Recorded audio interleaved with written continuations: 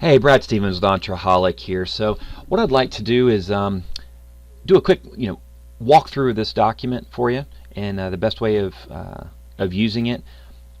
It's kind of to provide a guideline and framework on really how to begin your outsourcing process.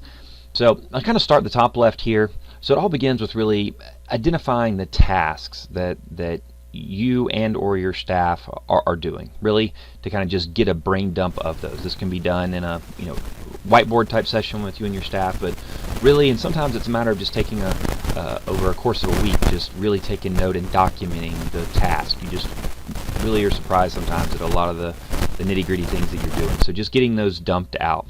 Once you've developed that task list, then kind of separate it out into things that you really dislike doing, and things that you really don't have a good expertise at doing. Maybe things that are super detail oriented or not big picture, which may be your strengths. The other thing, and this is very important, is separate them out into tasks that are very time consuming, that you may be good at but take a ton of time, and that if you could get someone to do it on an outsourced basis and get about 85 or 90% of the quality that you do it, that it would be okay. And that's a very important factor to consider. Most people aren't going to do it 100% of the way that you're doing it, but if you can get 85 to 95%, and it's getting done on a consistent basis versus you being a bottleneck, we're going to call that a win. Then once you've kind of got a short list of those, then take from that list and create your top priorities. Not that you won't revisit these, but what are your top priorities out of that list? The second category are things that necessarily don't fall here, but things that you feel like you're paying too much for, whether it's website development or web hosting or things that you may be paying an agency. You just got a gut that maybe you're paying too much for. And the third category are things that you didn't know really could be outsourced. After kind of looking at our top 200 tools list and exploring some of the platforms like Fiverr and Upwork, you'll find out things like data scraping and web development and logo design that you didn't realize could be outsourced possibly. So kind of make a list there. Then from that, ultimately those are all ones that you want to tackle, but from that, let's just choose 3 to start with. You'll come and revisit that full list, but let's just choose 3 out of all of those that are going to have the most impact on the business. Get a short list of 3. From that, develop job descriptions for each of them. Be thorough. Be able to provide some examples, clearly define your expectations, and ask for a free sample. That's one of the biggest things with these outsourcing platforms that you'll be able to do is ask for a free sample, because they're hungry, and if they're really excited about it, they'll provide a free sample. Then it's a matter of choosing a platform. Upwork.com, Fiverr.com, Freelancer.com are 3 of the best. Encourage you to take a look at each of them. Everybody's different in terms of the type of structure and layout and user experience they like, but those are 3 strong platforms that would highly recommend that you explore. Once you've identified that and have your job description, then to make your posting on the platform, and once you've done that, you'll have an opportunity to take a look at your short list of prospects. On all the platforms, when you post a job, it'll generate a set of prospects that they think will be a good fit, and you can invite certain people directly to it that the platform will suggest for you. If you're posting something on there for wanting to get a video done or video editing done, from posting it, it'll give you a set of suggestions that you can choose there.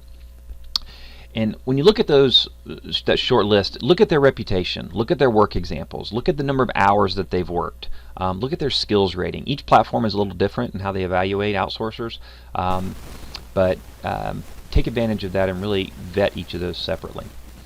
The next step is to interview and assess. Once you've shortlisted and done your kind of summary, then establish a Skype session, or phone if they're domestic, and interview. How quick and prompt are they to communicate with you?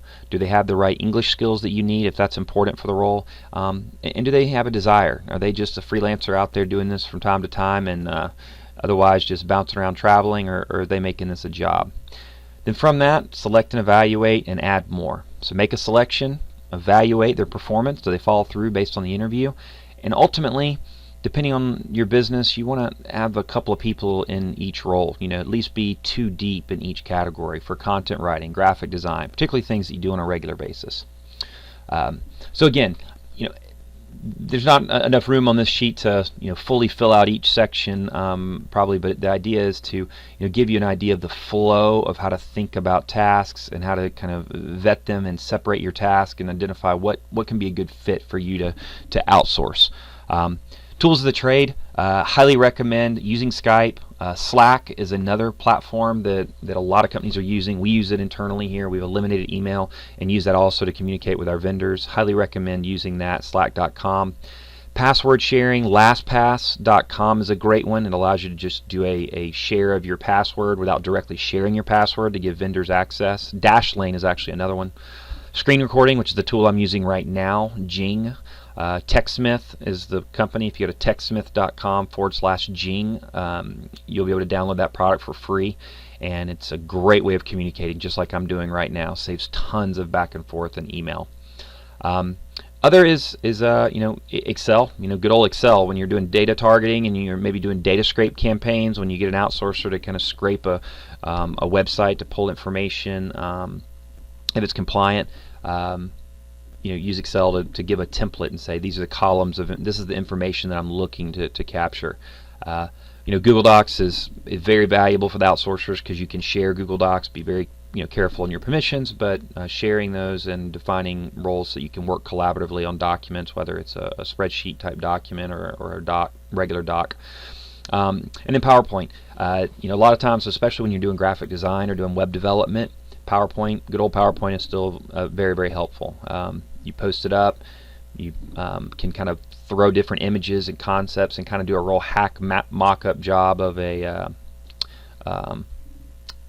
product that you're or program that you're trying to get developed, or graphic design or website, and then you do one of these recordings. You kind of explain sort of what you're looking for, then you send that recording and send that PowerPoint presentation, and it's amazing how accurate they can come back with what you're looking for. But it's just a great sort of canvas to do mock-ups and things on. So hopefully that was really helpful. Definitely reply back, give us feedback, and let us know if you have any questions on doing outsourcing and using this worksheet in the process. But we look forward to hearing from you.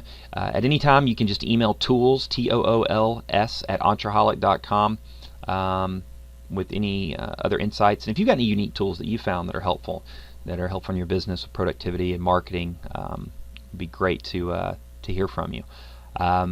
And we'll actually, as part of this subscription, you'll get kind of on our weekly Addictive Tools series, where we highlight new tools that we found, or really kind of go in depth in some of the ones that we provided in a master list to you. So thanks again. We look forward to hearing from you. Take care.